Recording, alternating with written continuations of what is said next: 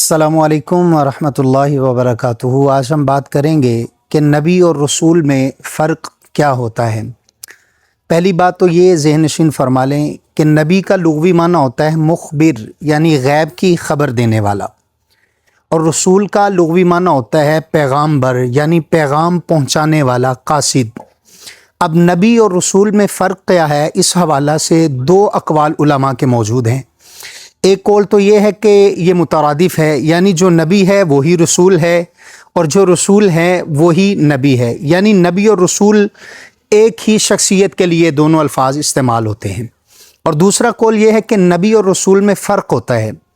جو فرق کے قائلین ہیں وہ دو طرح کا فرق کرتے ہیں۔ پہلا فرق یہ ہے کہ رسول جس بھی قوم کی طرف تشریف لے جاتے ہیں وہ نئی شریعت، نئے احکام دین لے کر جاتے ہیں، لیکن جو نبی ہوتا ہے وہ پہلے ہی کسی نبی کے دین کا مبلغ بن کر جاتا ہے۔ ایک فرق یہ ہے۔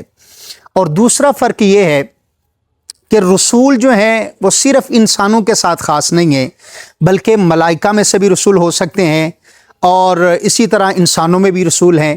لیکن جو نبوت ہے وہ صرف انسانوں کے ساتھ خاص ہے، اور انسانوں میں بھی صرف مرد عورت نبوت کی اہل نہیں ہوتی، وہ نبوت کے منصب پر فائز نہیں ہو سکتی۔ اسی طرح جن جو ہے وہ نبوت کے منصب پر فائز نہیں ہو سکتے۔ یہ نبوت اور رسالت کا چھوٹے سے دو فرق میں نے آپ کے سامنے عرض کیے ہیں۔ اسی طرح اگر بات کی جائے انبیاء علیہ السلام کی تعداد کی، تو 1,24,000 کم و بیش انبیاء علیہ السلام کو مبعوث فرمایا گیا۔ اسی طرح رسولان اعظام کی اگر بات کی جائے تو تقریباً 313 رسولان اعظام اس کائنات کے اندر اللہ تعالیٰ نے مبعوث فرمائے۔ اور اگر نبوت اور رسالت کی بات کی جائے کہ سب سے پہلے اس کائنات کے اندر نبی کون سے تشریف لائے ہیں، تو دنیا میں تشریف لانے کے اعتبار سے سب سے پہلے نبی حضرت سرکار آدم علیہ نبی جین علیہ الصلوۃ والسلام ہیں، اور تخلیق کے اعتبار سے سب سے پہلے نبی آمینہ کے لال جان عالمین صلی اللہ علیہ وآلہ وسلم ہے۔ اور یا بعثت کے اعتبار سے دیکھا جائے تو سب سے آخری جو نبی ہیں وہ حضور علیہ الصلوۃ والسلام ہیں۔